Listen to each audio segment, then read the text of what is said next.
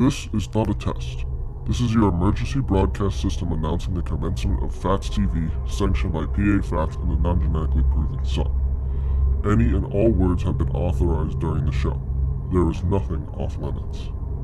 Nobody is restricted from watching or participating in the show. It is a free-for-all. Commencing at the siren, any and all discussions will be legal for an extended period of time. Sports, politics, and any and all controversial topics will be talked about. You have been warned. May God be with us all.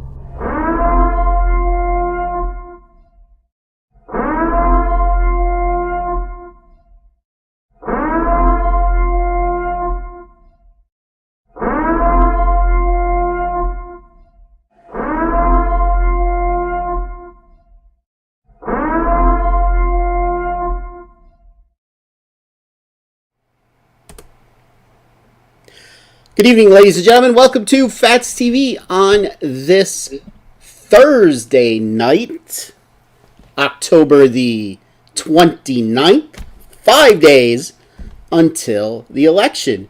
Joining me, as always, from his underground bunker deep in the heart of liberal bastion land in the middle of the state, is the non-genetically proven Sun. I'm going to guess you didn't go out golfing today. Can't really say I left this room a whole lot today. You didn't go play around. The course would have probably been empty. You could have played around. The course probably wasn't even open. Well, hence it would have been empty. It would have been a little muddy, a little wet. It's still raining up here. It's still raining everywhere. It's been raining up here all day. Yeah. I looked at the radar at like 9:30 this morning. There wasn't a place in Pennsylvania where it wasn't raining and or sleeting. So hey, at least they took the snow off the forecast. That's good. Snow possibly tonight, possibly even tomorrow night. That's good. So, did you know what today was? Thursday, October 29th? It is, but it's also a special day for some people in this world. I'm sure there was some people's birthday today. Specifically, one person I'm going to be discussing. I don't know. I could give you a million guesses, and you wouldn't guess it because he's not alive. He's been dead for a long time. Your father? The Prophet Muhammad. Huh? The, Islamic Jesus Christ. Oh. So, I don't know if you saw, there was a bunch of terrorist attacks in Paris today. I did see that. Some people lost their lives. The former Prime Minister of Malaysia came out. It was interesting. He comes out and he tweets, he goes, Muslims have a right to do that and kill millions of French for what happened to them in the history. Assuming he's referring to the Crusades, 1,000 years ago. Right. Interesting. Twitter didn't take that down. But they took down other things. He's openly advocating the murder of millions of Frenchmen, and Twitter did not take that down. Right. Interesting. But if I put up Trump is great, I get censored. Right. Interesting. So, French troops are being deployed for two reasons now. The terrorist attacks, and they're shutting down their country again because of COVID. Paris had like a 9 o'clock curfew, and the city streets were jammed with people trying to get out of town before the curfew took place. I mean, you could not move in downtown Paris this evening. I was watching a video cam of it earlier. It was nuts. There's three countries now. France is shutting down. Germany is shutting down. And is it Belarus? I think it is. Might be the third country that's shutting down. So, Europe is going to hell. Europe was already in hell. Been in hell for a while. Europe is going to hell. But my stocks are doing pretty good. The fear index really, it actually it shot up like 20% yesterday. Then it fell like 13%. And then after hours, it jumped like 11%. It's really weird. Yeah, I don't want to talk about stocks. Yeah, you should. I kind of wished Mara would have went up for you, so you could have. eating the last 3 days. So you could have gotten out of it and got into the fear index because the fear index is going up. You want me to be in the fear index Yes. in about 2 to 3 days? Well, I want you to get into it tomorrow if the price is right. So of course they're expecting chaos next week. Apparently Walmart is pulling off the shelves all their guns and ammo, fearing civil unrest. Even though Walmart sold guns, to be honest. Yeah, they do. I They know do. sold ammo. They do. Never sold a gun. They do. And of course, we see what's going on in Philly. It kind of calmed down last night. Not a Good old surprise. Philly. Good old Philadelphia. Not a surprise. Not a surprise. Not a surprise. According to statistics, the world had, for the first time, 500,000 positive cases of COVID yesterday. Now, 5,000. you could probably say because there's a lot more testing going on. But can't be afraid, people. Again, 99.999999999999999 squared chance you're going to get cured. You're going to live through this. There was a mask that I saw that I really wanted to get. It said worn by force, not by fear. Yes. And I really wanted to get it, but it was like $14. I'm just like, nope. Yes. Not paying So- $14 for it. So as usual, our message board is liven up if you would like to comment. We did say most of tonight's show is going to be about sports, and we're not going to do a very long show tonight. But before that, I want to get to the president. He's, having a bunch of rallies. He was in Tampa today at the football stadium, and thousands upon thousands upon thousands of people were there. Accordingly, Grandpa Joe was supposed to have a rally today. I didn't hear whether he did or he didn't. But I'm sure they had about 8 circles set up. Spread apart for his, for the people that are going to come see him. If it was open to the public. Usually his things aren't even open to the public. But yet, he's still projected to win somehow, some way. The latest modeling shows Trump going to win Florida between 4 and 5 points. Going to win North Carolina by about the same. Up in Michigan. Up in Wisconsin. Losing Pennsylvania by a smidge. The latest modeling that I saw today has him losing Pennsylvania by less than 3,000 votes. Oh, jeez. Obviously within the margin of error. Right. I think the margin of error might be 100,000 votes. So right now he's projected to win Michigan, Wisconsin, and Minnesota, but lose Pennsylvania. Win Minnesota, but lose Pennsylvania. Nice. Well, it doesn't matter. He wins the election. Well, yes, it doesn't matter, but how do you lose Pennsylvania and win Michigan, Wisconsin, and Minnesota? You do the other way around. That's pretty interesting. Don't forget, where are you going to be Tuesday night, starting at 5 o'clock? This chair, talking to you. Oh, you're going to be joining me. You guys are going to be right here watching us.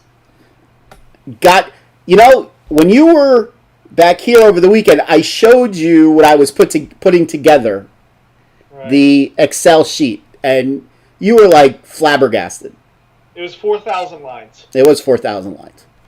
It's ridiculous. And several columns across. Several columns. Yes. Every I've county. seen 2 weekends in a row. What? Might be seeing you 2 weekends in a row. God bless me. Actually, I saw you the weekend before Yeah? the tournament.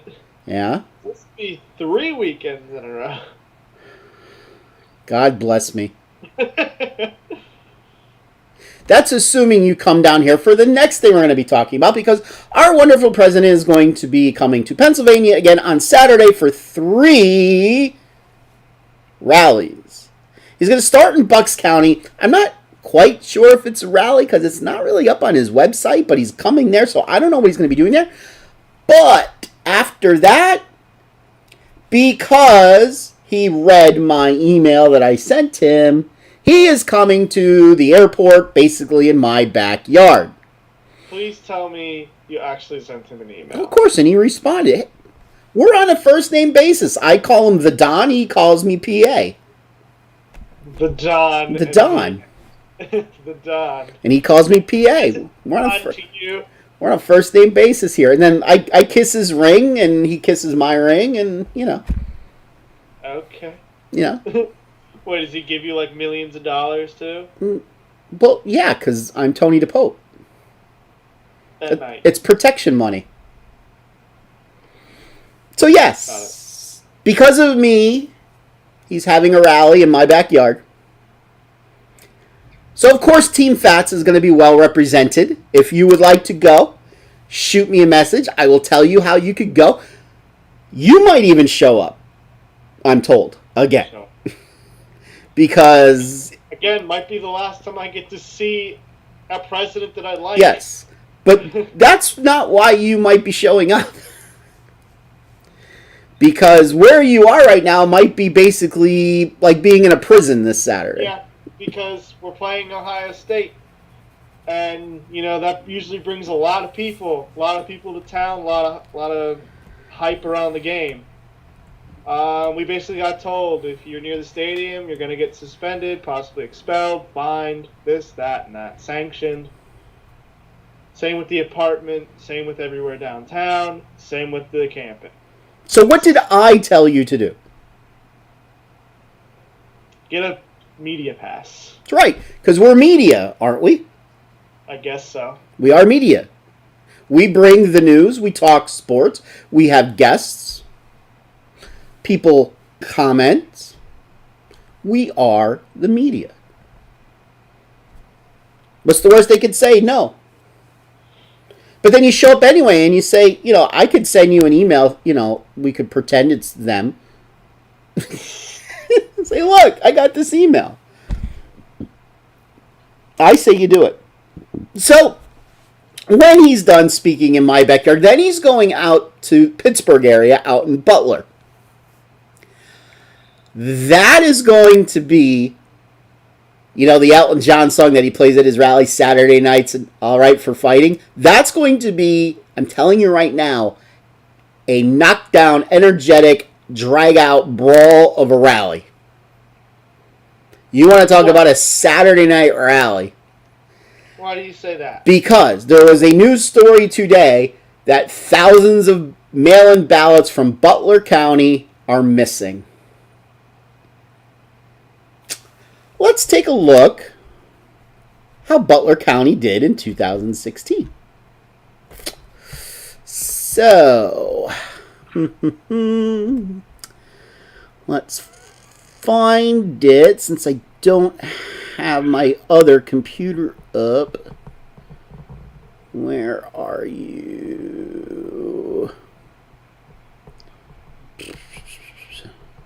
Make sure it's Butler, like do a Google search on what county Butler, Pennsylvania is in. I thought Butler was in Butler County, but I could be wrong.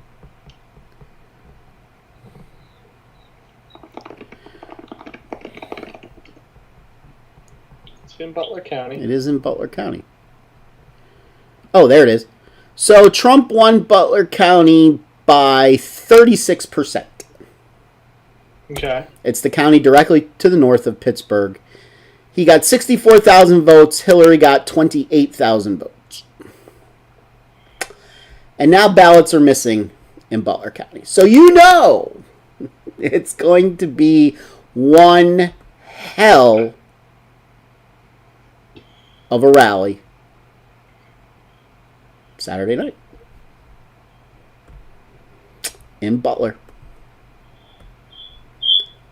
So by all means, if you're out in the western part of the state, get your ass there. And for the Phatts peeps, the friends of the Phat that are in the northeastern part of Pennsylvania, word is he's coming to the Wilkes-Barre-Scranton International Airport in Avoca Monday.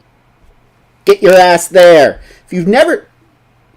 You watch several... I like it when I'm pointing, because like I'm pointing at my TV thinking like you could see me. You've seen several of his rallies on YouTube, right? Probably like 20, 25. Is it anything like being there in person? No. No. It's just not. It's not even close. No. I mean, yeah, it's cool, but you don't feel any energy from Yes. the crowd or what he's saying. Yes. And actually, a lot of it is still what leads up to the rally as Yes. well. When they start cranking up the music and they start playing Billie Jean and then Phil Collins in the air tonight. Even at like 7 a.m. when you just get in line and you're waiting around all day, you talk to people and they get more and more antsy as the day goes on. Yeah, and at 7 in the morning, they're chanting already. 4 more years. Right. Phatts is great. Like 2 hours before he comes out, somebody start to Yes. Can you imagine, though, in my backyard what the chants are going to be like? There's going to be Phatts is great chants. You already know that. Right.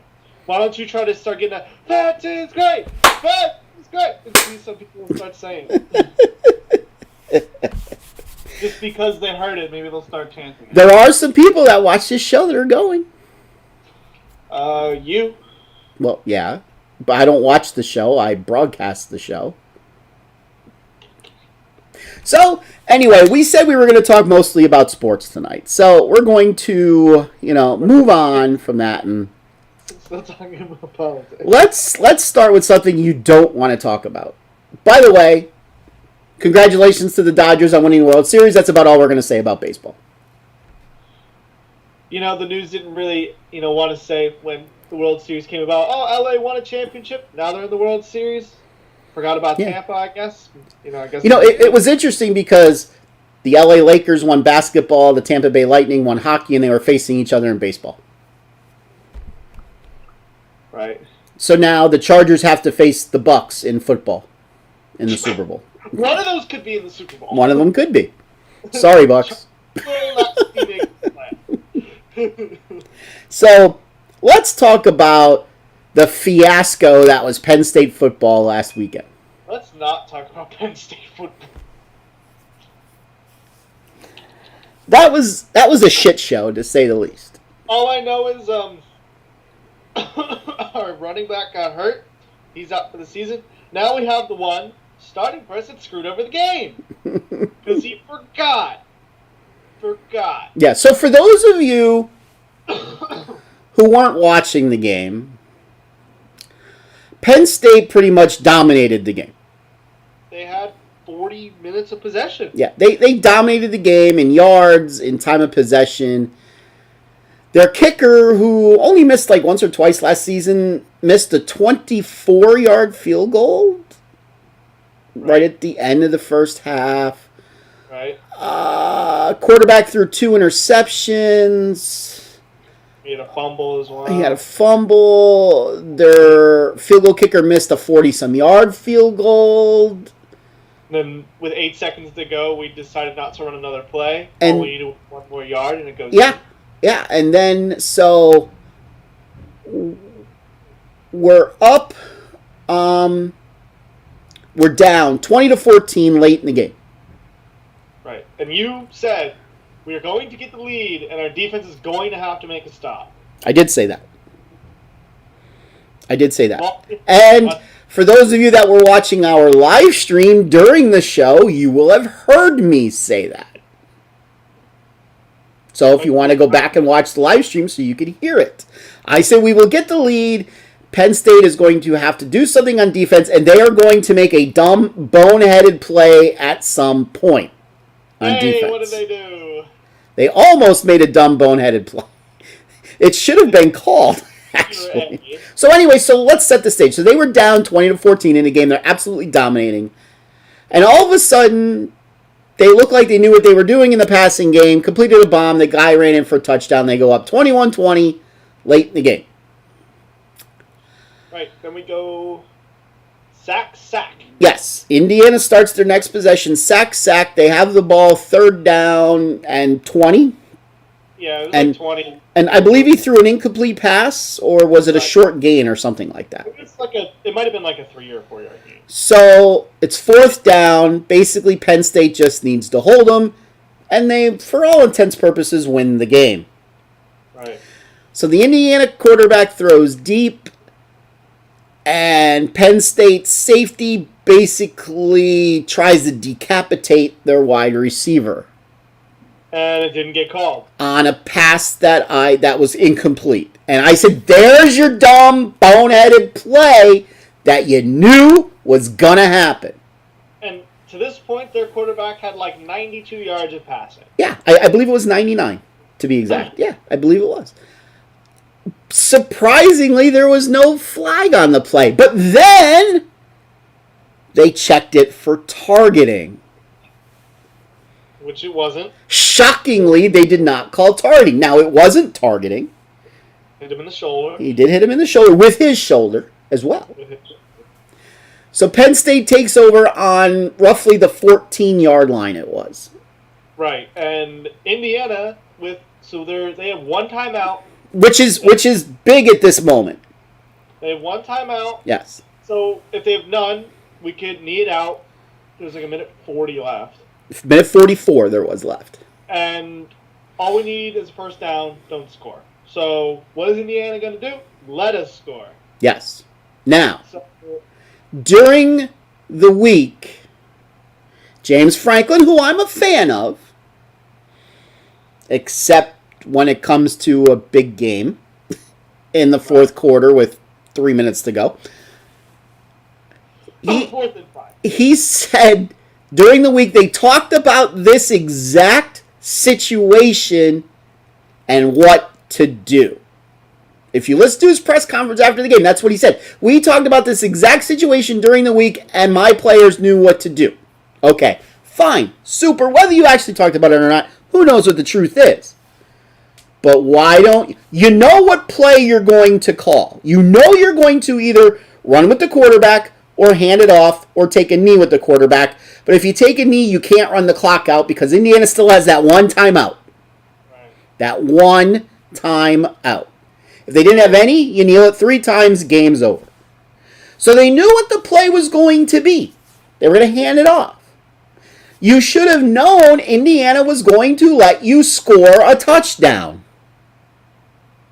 So what do? You're on the 14. You get to the 4, you get to the 3-yard line, and you do what?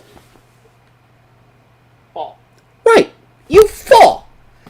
Game over. Indiana has to use their last timeout. You get 3 kneel downs. Game over. Why don't you tell the world who wasn't watching what happened?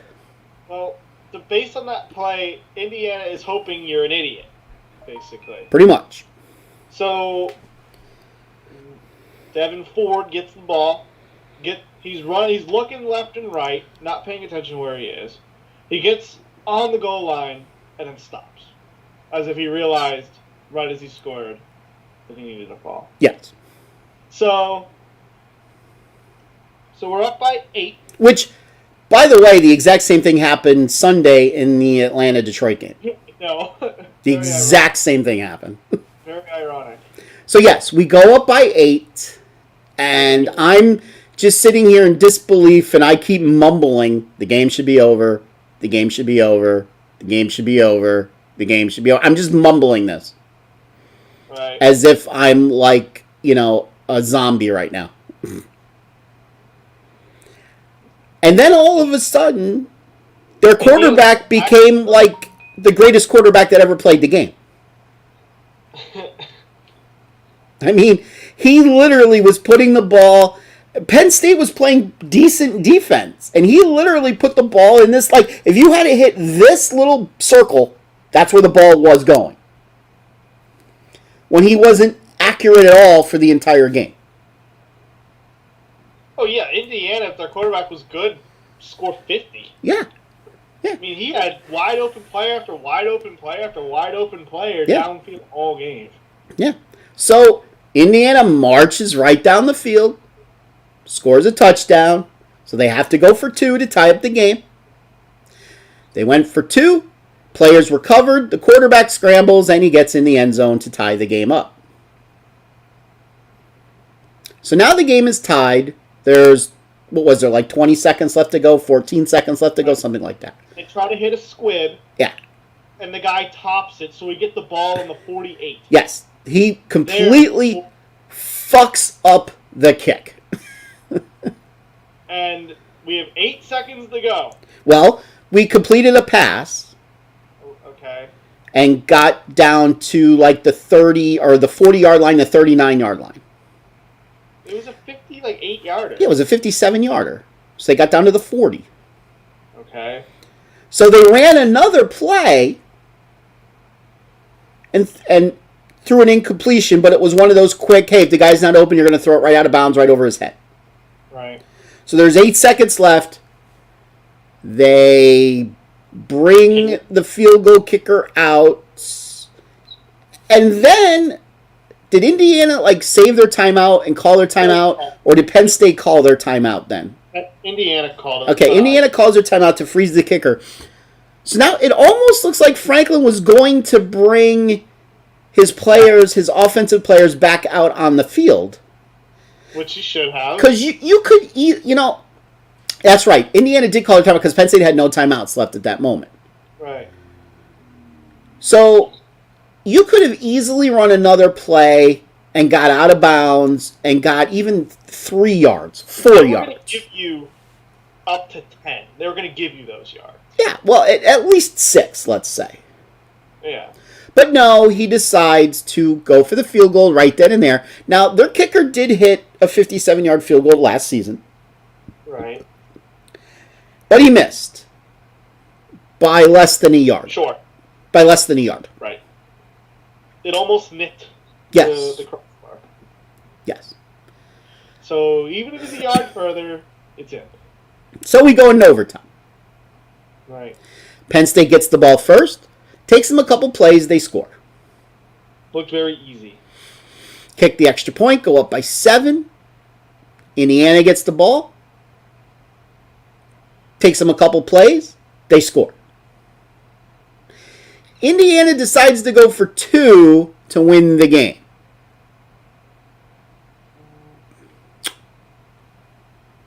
Quarterback scrambles. Takes off to his left. Tries to get around the corner. Launches himself to the pylon. Nicks the pylon with the ball. Right. Side judge says, touchdown. Indiana wins by 1. Then you stood up and you threw something out into the other room. My hat. Yeah. With an expletive, I think I remember. Then all of a sudden they decided to review the play, and you could tell, just by reviewing the play, you could tell that the ball touched out of bounds before it touches the pylon. Right. It doesn't take a rocket scientist to see that. But, as I said to you, they weren't going to overturn it because it's not, in my opinion, it wasn't conclusive. If it was ruled the other way, they weren't overturning it the other way either. But the ball touched before it hit the pylon, out of bounds. I'm so sure of it that DraftKings, if you had Penn State on the money line to win the game, DraftKings gave you your money back. That's how much they're saying Penn State got fucked. As every year. A betting company actually gave you your money back. Right.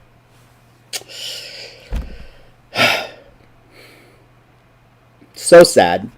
Life of a Penn State fan. So sad. And now they got to play Ohio State this weekend.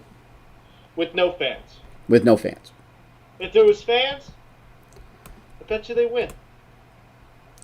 So, Or really close.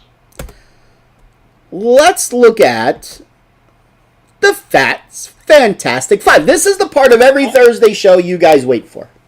Let's also not look at this, because I went down another damn game because of an extra point. We're going to talk about that. So let's review our plays from last week. The non-genetically proven son. He had the New York Giants on Thursday night getting 5.5 against the Eagles. That was a victory. The Giants fuck up the game, though, and should have won it outright.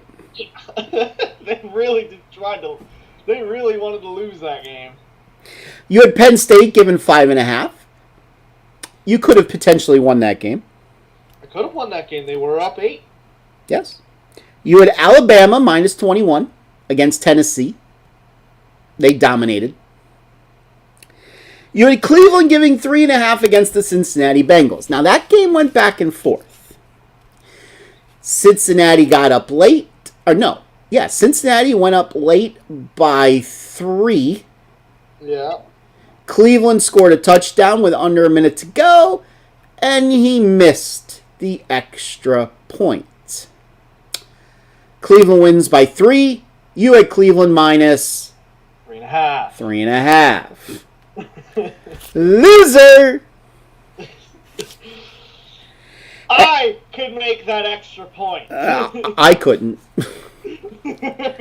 And you had the over in the Pittsburgh-Tennessee game at 50.5. That looked like there was going to be about 80 points scored in the game. There was 51 scored in the game. Oh, really? Yes. The final score was 27-24. Oh, I didn't know. I never looked at that one because it was so high after the first half. I didn't even look anymore. Like, I guess it's a winner. Yeah. So you went 3-2. My picks for the week, I had Alabama as well, which was a win. I had Green Bay given 3.5 over Houston. Hello. I thought they would look a lot better after getting their ass kicked by Tampa Bay the week before. They did. I had Carolina plus 7.5 going down to New Orleans. Carolina with Teddy Bridgewater. Teddy Bridgewater is a great play on quarterback when you're getting points. Covers a lot when they're the underdog. They were getting 7.5. They lost the game, but covered the spread. I had the under in the Buffalo-New York Jets game. I think it was at like 42 or 42.5. The final score, I believe, was 15-10. 15-10, something like that. 16-10, 18-10. It was 18-10. 18-10. Sorry, they had 6 field goals. And I had the Bears on Monday night getting 6 against the Rams. They lost by 14. So I went 4-1. I believe that's back-to-back weeks that I went 4-1. I went 4-1 as well. Somebody's getting hot.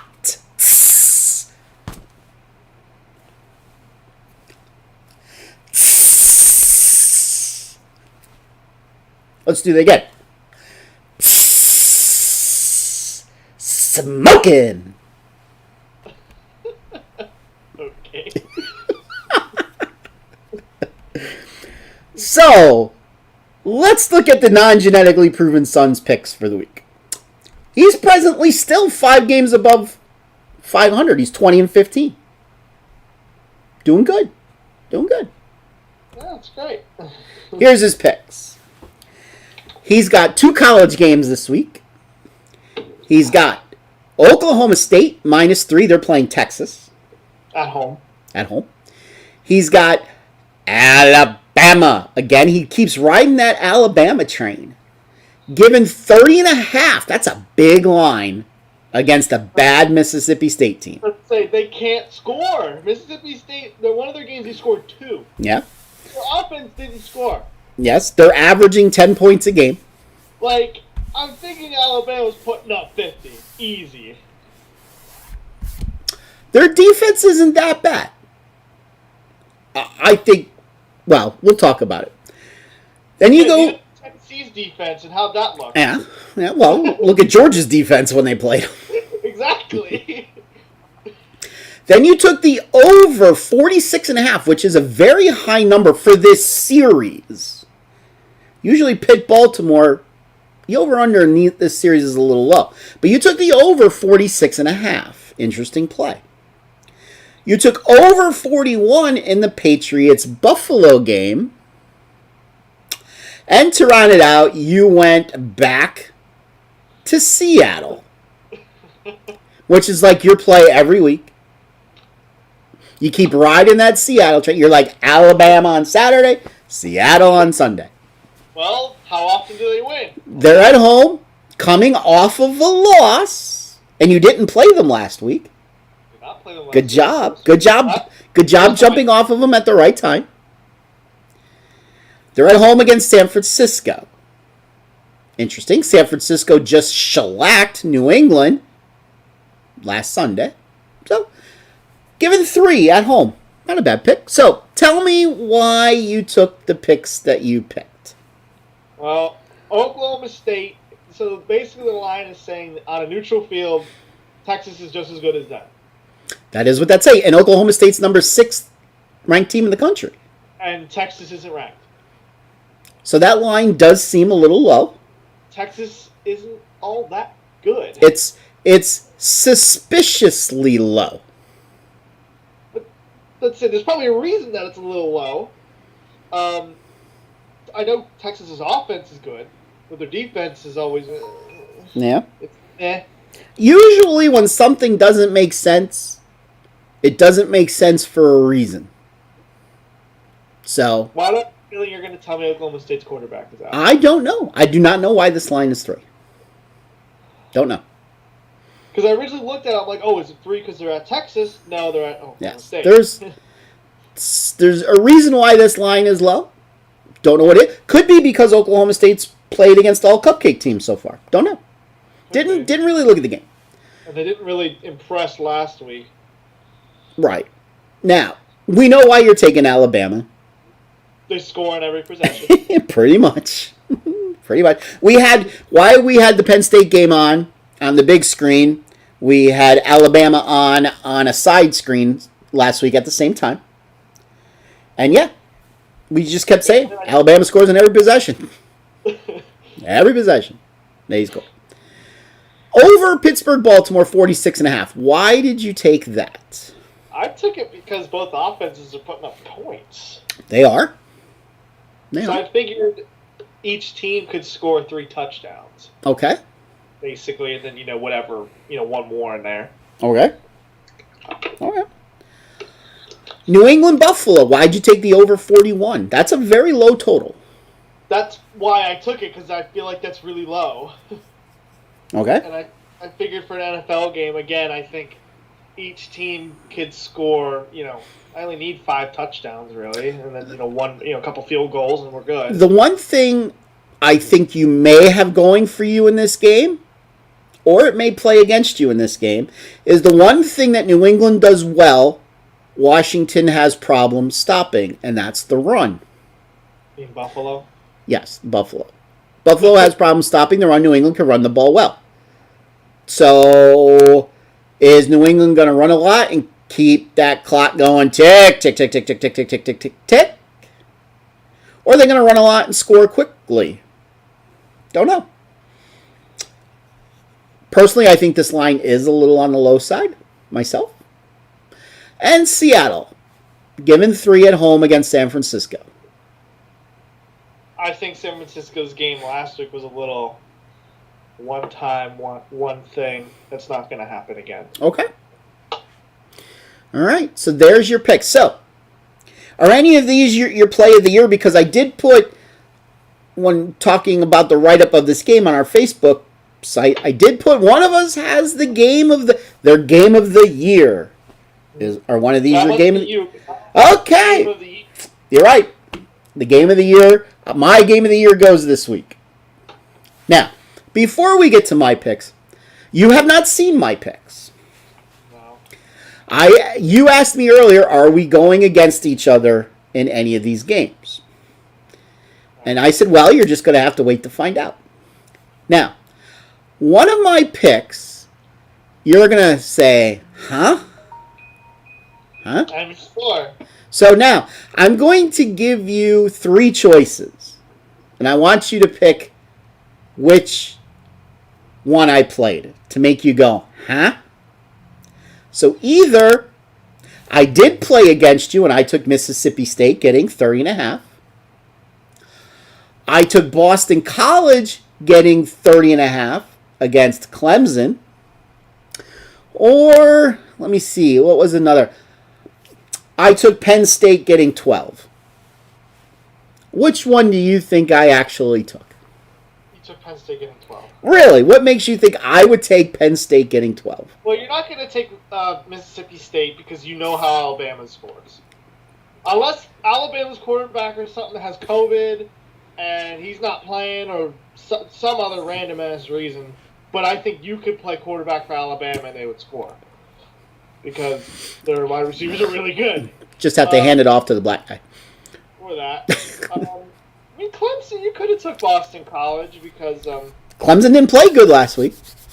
yeah, they didn't play very good, and they're No. at Boston College, I believe.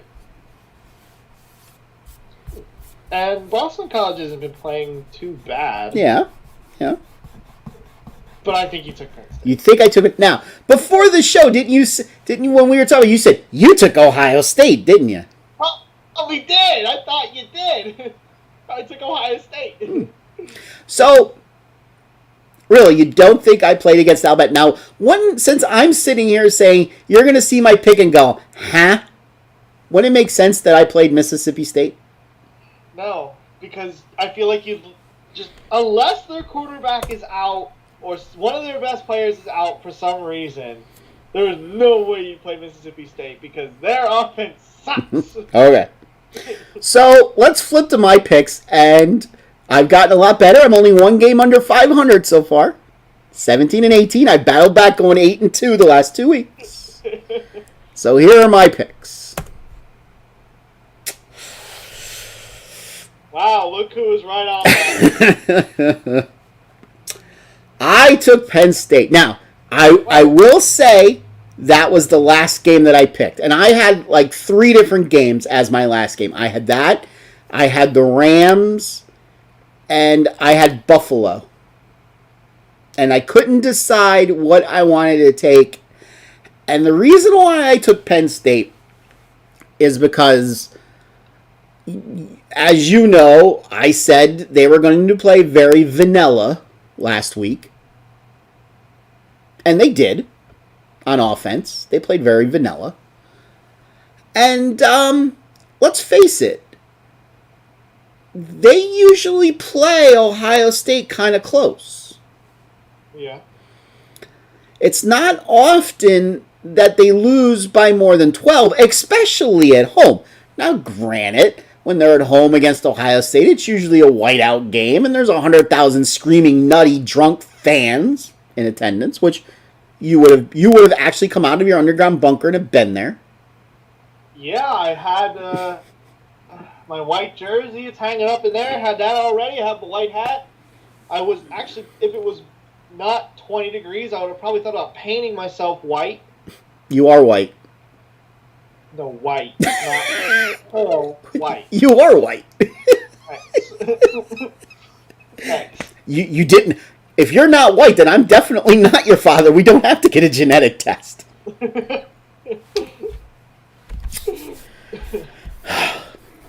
All right. I'm ready to go. I would have had my Phatts flag printed out, ready to go for game day. Because game day truck's already here. Yes, I saw that. I saw Down that. by the stadium, they're already here. Nope.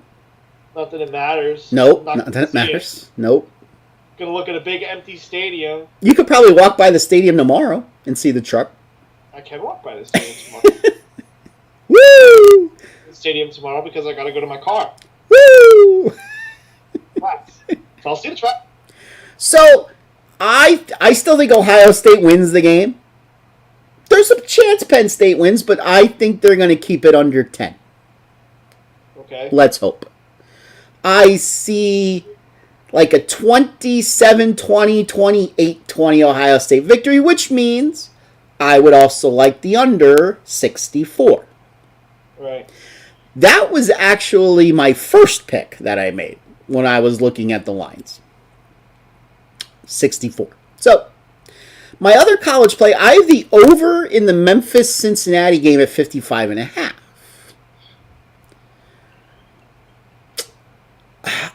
I thought about taking Cincinnati given the 6. But Memphis puts up points. Yeah. Now, this Cincinnati team is going to be by far their best defense that they played so far this year. But Cincinnati also gives up Memphis also gives up a lot of points. This could be the best offensive team that Memphis has faced so far this year. So I could see a 42-27 type game here. Cincinnati victory. So I took the over. Now my next pick is easy. You could go back in the history of the Pittsburgh Steelers-Baltimore Ravens series and see plenty of games that wind up the winning team wins by 3. So, I run a football pool where you have to pick every game every week. Whenever these two teams play, I always take a team if they're getting more than 3. Always. It's like an automatic. I don't study the game. I just take it. Because more times than not, I'm winning. Because a lot of times the winning team wins by 3. Now, that's not to say that Baltimore can't win by 6 on a late field goal. Who knows? Not every game falls within 3 points. There are some that fall more. There's some that have fallen within 4. So I would push. I would certainly love it if I was getting 4.5, not 4. Maybe by game time it will be 4.5, which at that point I will definitely put money on Pittsburgh. But with 4, I'll take Pittsburgh in the Phatts Fantastic 5. And then we get to my game of the year. I actually didn't even look at this game first. I saw that Cleveland was favored, but I didn't notice the over-under because I figured it was going to be around 58. Then I saw what it was. And I went, huh? Kind of like I explained to you with the Oklahoma State line. Like, something just doesn't seem right about this. Oakland scores points. They give up points. Cleveland scores points. They give up points. The only time Cleveland doesn't score points is when they face a good defense. Ergo, Baltimore and Pittsburgh. Right. The Raiders don't have a good defense. I know Cleveland has some injuries. I know Odell Beckham is now out. I know their starting running back is out. But I know they could still run the football. And I know Oakland is giving up like 4.6 yards a carry. That's a lot for a pro team. I know Oakland is going to score points in this game. I don't understand why it's 51. I don't believe the weather is supposed to be bad that day in Cleveland. Now, it could be windy. Who knows? This time of the year, you just don't know. I didn't check the weather forecast, but that number just stuck out to me. So I'm making that the Phatts game of the year. At least the total of the year. We might have a side. You know, all the handicappers that you have to, pay money to get their picks, they'll have a total of the year. They'll have a game of the year. They'll have a conference game of the year. They'll have a college game of the year. They'll have a college total of the year. They'll have I just got off my period game of the year. I've recovered from COVID game of the year. They have a game of the year basically on every play.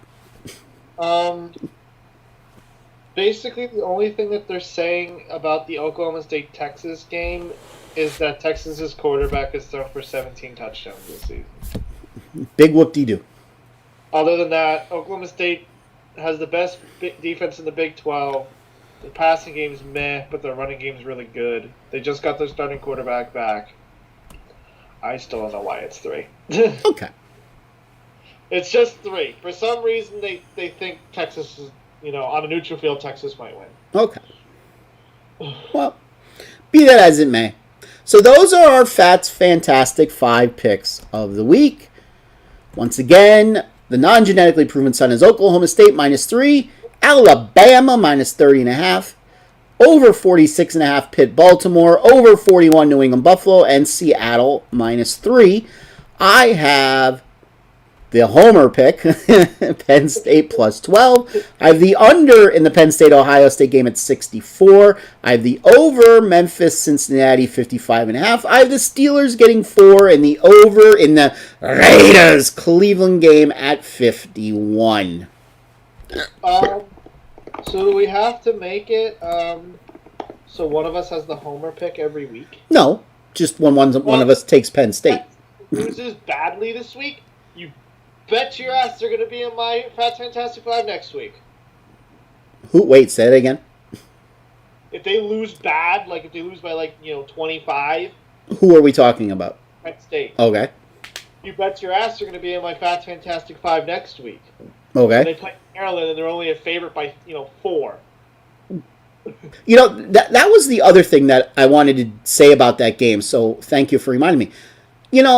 Penn State was a 5-point favorite around, or 5 or 6 point favorite around game time. Let's just say they wound up winning that game by 8. Would the line be 12 right now? No, it'd be like 3 or 5. I was thinking 6 or 7. 6 or 7. But because they lost that game, even in a controversial way, I think there was an adjustment in the line. Now, I would have loved to have gone back and see what the look-ahead line was. I do know over the summer, the look-ahead line was definitely not 12. The look-ahead line, I think, was 7 or 8, if I remember correctly. But I would like to have seen what the look-ahead line was last weekend before the games. So if they lose badly and then they have Maryland at home and they're favored by less than 10, that'll be the first game I pick. I don't think they'll be favored by less than 10. Because they're going to beat them by 50 again. I don't think they'll be... Maryland's bad. I don't think they'll be favored by less than 10. You know what game I was thinking about taking, actually? Where is it? Rutgers this week. Oh, actually, I thought about taking Indiana. Really? Yeah. Yes. So I'm not taking Rutgers. Yes. At 10? Yeah. All right. So Rutgers did beat Michigan State. Michigan State had 7 turnovers in that game. Oh, did they really? Maybe if I looked that up, I would have saw that. Yeah. So I actually thought about taking Indiana, and then I decided not to. But yeah, no, I do want to say, as of this moment, Rutgers has a better record than Penn State. Another game I was thinking about taking was actually Michigan. They are given a lot. They were given a little too many for my liking. Yeah, again, are they really going to go on the road and be able to beat Michigan State by 3.5 touchdowns? 4 touchdowns? Yeah. Maybe. It's possible. It wouldn't surprise me if they did, but I wouldn't want to bet on it. Yeah, Michigan State did put up points against Rutgers. It is Rutgers. Although they got a better record than Penn State. Yeah. Yeah. But, yeah, Michigan's on the road. I also thought that the line, it didn't appeal to me, seeing that line. It was under 18 and a half, 19 and a half. I probably would have took it. Yeah. So, those are our picks for the week. Now, I did announce on our last show that this upcoming Monday we were going to do an election preview. Unless I wind up going to the Wilkes-Barre Scranton International Airport, we will do that live Monday night. If I wind up going there, depending upon what time it is and what time I get home and all that happy horse shit, I might tape it and upload it. There's a possibility that I'll do that. But I will tell you this, we will make our predictions about who's going to carry what state and what we think we're going to, it's going to be carried by. This is going to be collaborative, so I'm not going to have my own map and the non-genetically proven son is going to have his own map. We're going to collectively collaborate on a map together. Of course, we know a hell of a lot more than the mainstream media pollsters do. I can tell you that right now. It doesn't.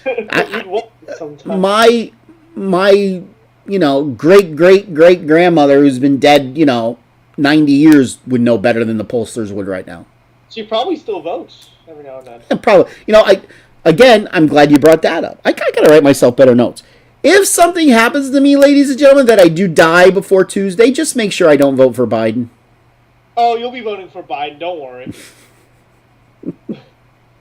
So, just make sure. Let me know where your voter registration card is, and I'll try to forge your signature. And I'll go vote twice, I guess. Oh, okay. I just tell them, like, hey, he kind of just died, like, the other day. But he was going to vote for Trump. You think they would be okay with that? Yeah, probably not. Unless if you tell them who I actually am, then they'll say sure. I should just pull up our videos and be like, he's going to vote for Trump. Like, just put his vote down. Yes. It was his dying wish. All right, so either we'll do it live on Monday or I'll upload something. Worst comes to worst, it'll be up Tuesday morning. I don't know exactly what's going to happen. I have to get, I have a medical test that I got to take Monday, just a routine test at like, I think it's 11:30. And then I got to get this like thing cut. It's like way too long. And then if I'm driving up to Scranton, we'll see. We'll see when it is. What one of my, how many of the Team Phatts actually wants to go. And weather, of course. Weather always plays a factor this time of the year. And definitely, though, Tuesday at 5 o'clock-ish, we'll be going live. And we will be streaming all through the night. This is where you want to spend your election night.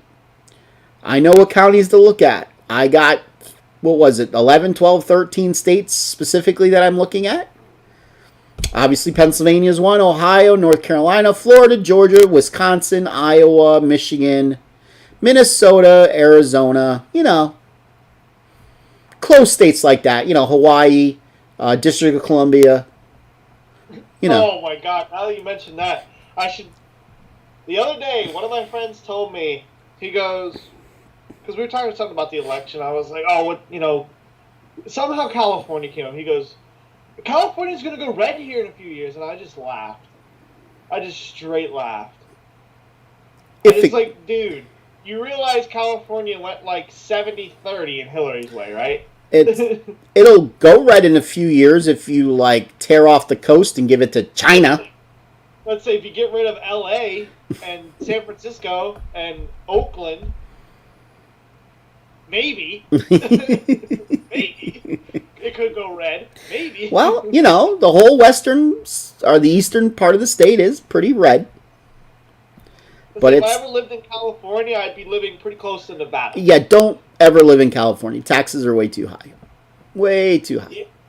Crap. Way too high. Live in Nevada. And then work in California. In Montana. There you go. Don't really know what production stuff you're going to do in Montana, but okay. Or Iceland if Biden's elected. I mean, what are you going to do? Produce porn living in Montana? Money, doesn't it? Whatever pays the bill. Hey, why not? Why not? So in other words, you're going to have moose in your scene. Not an animal fetish. Not fornicating moose, just a moose observing. Moose observing. Or maybe you'll become a documentary producer. Since you love... Wow. Look at that.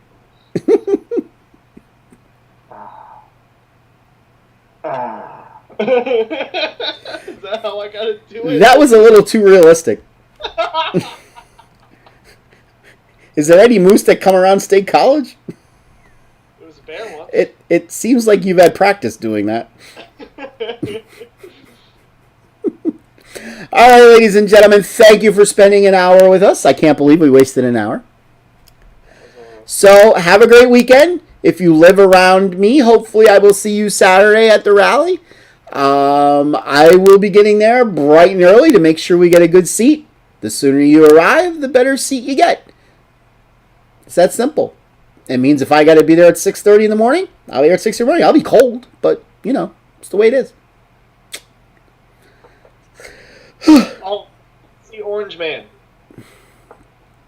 Yeah. Or Orange Man Bad, as the media would say. Yes. All right. We will see you whenever we do our next telecast, whether we do the election preview live or on tape.